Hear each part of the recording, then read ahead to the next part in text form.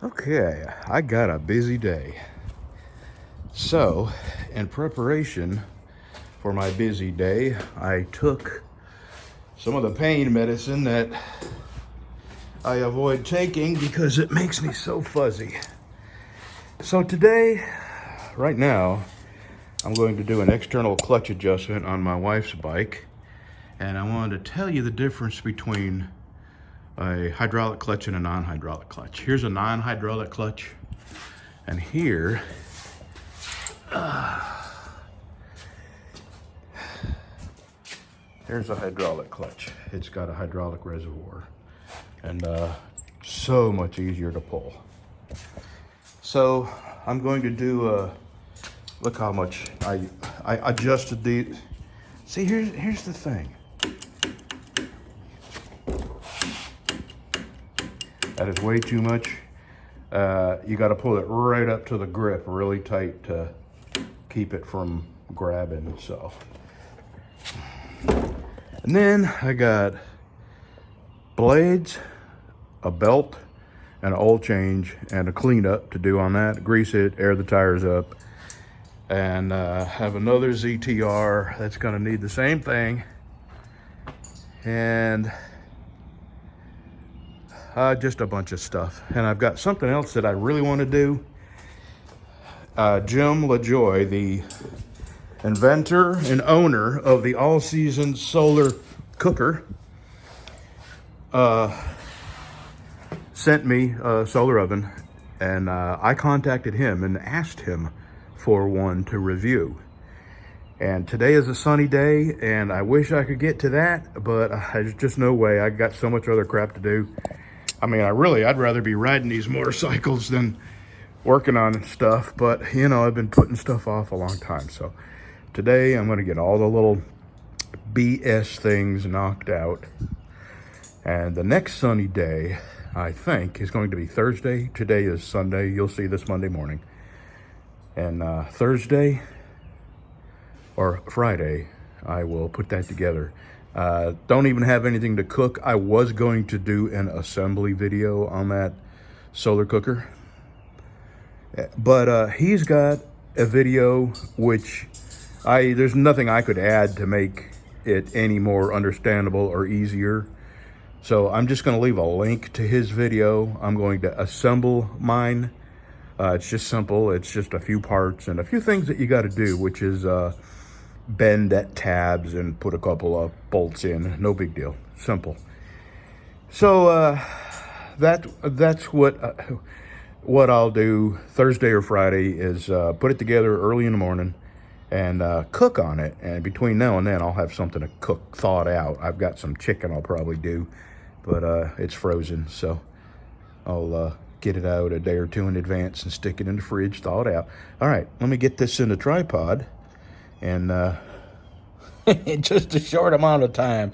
See, you can't sit anywhere, and I do mean anywhere, without this dog trying to get up in your lap. And certain things that we all do, you don't cross your legs for when you're sitting down. So the best I can do is let him come in there, and I won't say any more. But okay, when I go to the bathroom, he's not happy unless he's in the bathroom with me. So I let him come in with me, and you know, if he could, he would sit in my lap, but that's just not happening. Alrighty, let me see. You got to get down sometime. All right, let me get to work on this. So I don't know if I could do this and keep my big fat hands out the way, so I'll do my best. So this is when you get this from the Harley dealer brand new, there's this little plastic clip that holds this on. That's the first thing to ever break on a Harley Davidson motorcycle is that. So what I do when I finish adjusting it, what I do is I just come back with a zip tie and zip tie it around here and cut the end off. Now this just pulls up to cover. Can you see all that there? Let me see what you're seeing. Yeah, okay. Here's the lock nut here. It's a 9/16. That is a 1/2 inch, and this is a 1/2 inch. So Let me get my 9/16 on that. And my 1/2 inch. And break that lock nut. There we go.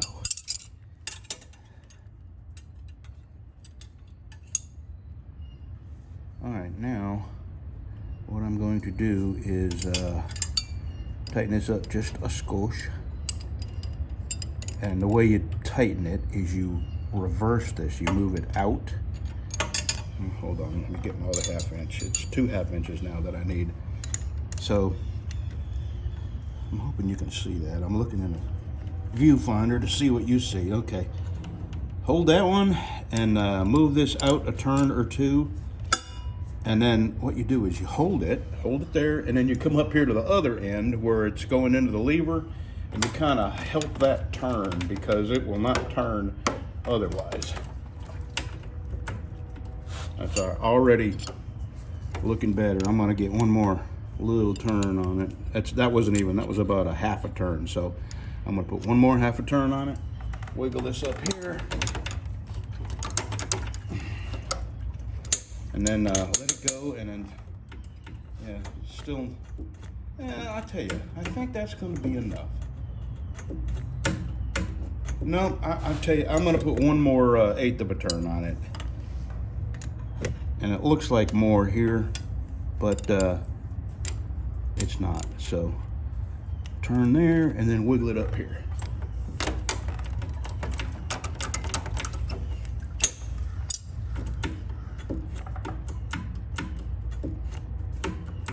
I think that'll work, and if not, it's just too simple to do. So now, to get this back down over, it's not, oh, wait a minute, I gotta lock that up. Yeah, forgot. Let me lock that or else it will move.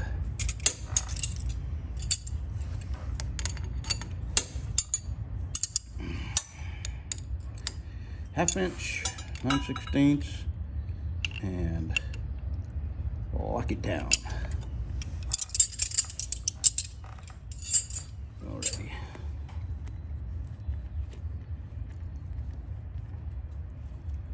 You grab a hold of it and you pull it down. There you go. Okay, now that goes there.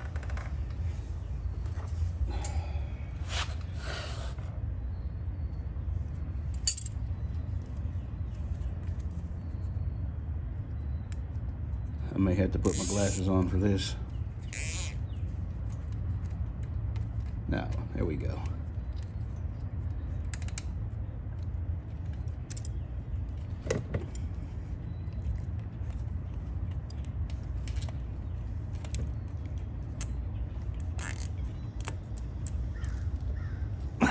Okay. Trim the end off. Take you up the tripod.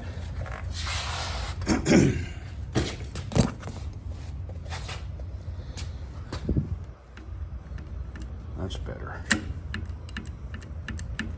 My wife has small hands, so if it has a little bit of play in here, so she get her fingers on it and pull it up against the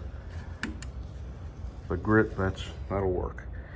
And I get halfway between adjusting it, you know, tighter, but I leave enough slack where she can get her little doll hands out there and pull it in. So, you know, in some instances you have to feather the clutch, and when, you know, it engages way up here, you don't have enough feathering distance. And there we go. Alrighty, next project. Let me get this bike out of here and get that lawnmower in here. So, most people who own lawnmowers don't work on them. And when they want you to replace a belt, let's say you take it to a shop and you know nothing about lawnmowers. In your mind, replacing a belt should take just a few minutes, right? It sounds like something simple and easy, right? It's not. You've got to pull off the covers that cover the pulleys. And then you have these belt keepers that you can't slip a belt behind. So they're held on by 1/2-inch nuts down here. But here's the dilemma. If this is an old lawnmower, this is, what you've got is an aluminum housing with a steel bolt going through it and two dissimilar metals develop this thing called, what is it? Electrolysis. Oh, I forget the name. It might be electrolysis or something similar. And if you put any kind of torque on that at all, you're going to snap the head of the bolt off, and then you got a whole nother set of problems. Then you got to pull the deck off. You got to break all the other nuts that hold this spindle on off. And drill it, tap it. I mean, it's, you know, when people say I need a new belt, in their mind, it's just a simple 10-minute process. But it is not. And that's where I'm at now. I've got the old belt out now. I got to pull these.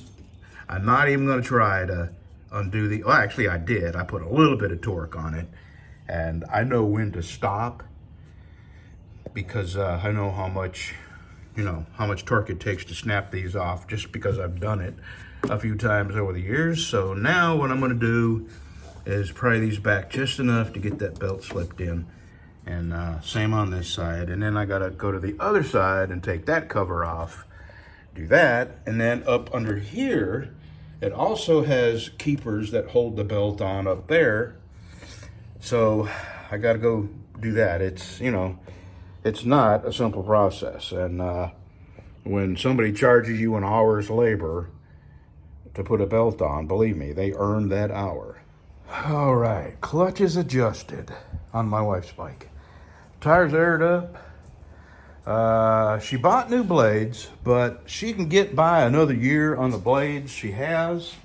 So I took them off and I sharpened them and put them back on. They were good enough we'll get another season out of them. Greased, oil change, filter, clean the air filter out, and we're good to go. I'm fixing to go dump that on no, I'm going to dispose of that in an ecologically safe manner.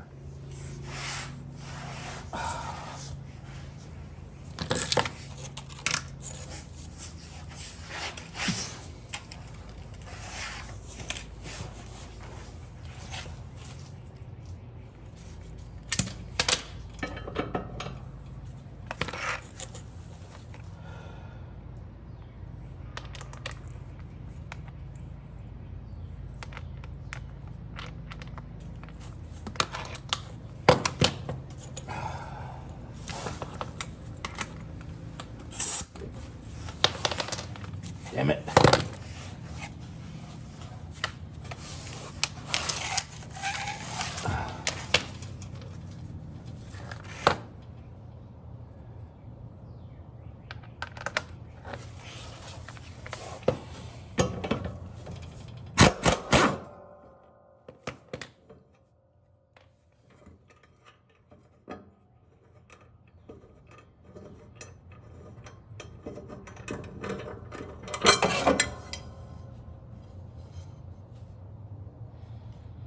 Well, they are a little long in the tooth, but I do believe I can sharpen them and at least get a couple more months out of them. My wife's going to use them to basically chop leaves and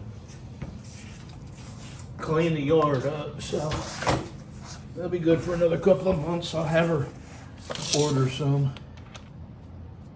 I'll show you what they look like here in a minute.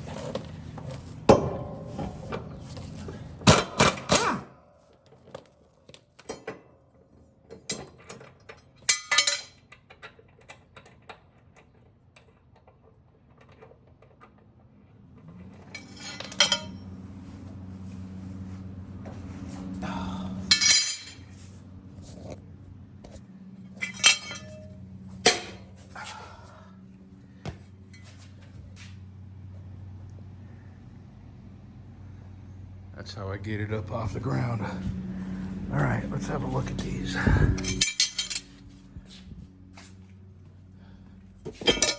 Yeah, buddy. Yeah, not so terrible. I mean, they're worn, but We can get a few more months out of these. I'll have her order some. Let's see if there's an Oregon here. And I'll have her order some, and next time I change the oil, I'll put new blades on. So let me go over to my other shop, and I'll sharpen these up. All right. I put them on my belt grinder where I do my knives.